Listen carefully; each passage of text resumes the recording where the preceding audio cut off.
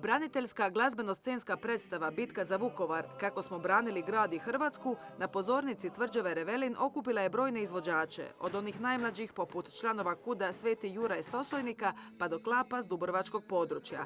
Istodobno čitani su ulomci iz knjiga Ne plaći moj dobri anđele Damira Plavšića i 58 HOS u obrani Vukovara i Bogdanovaca Damira Markuša.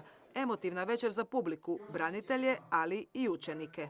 Kroz taj jedan glazbeno-scensku tu predstavu moći će čuti kako se branio grad Vukovar, moći će dobiti informacija o bitci za Vukovar i također usporedbu o važnosti bitke za Vukovar i bitke za obranu Dubrovnika.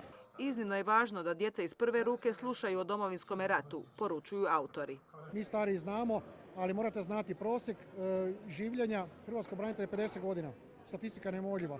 Znači, naše vrijeme prolazi.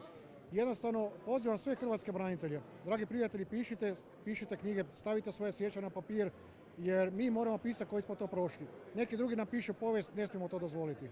Publika je mogla vidjeti i izložbu ratnih fotografija dragovoljaca HOS-a nastalih tijekom obrane grada Vukovara.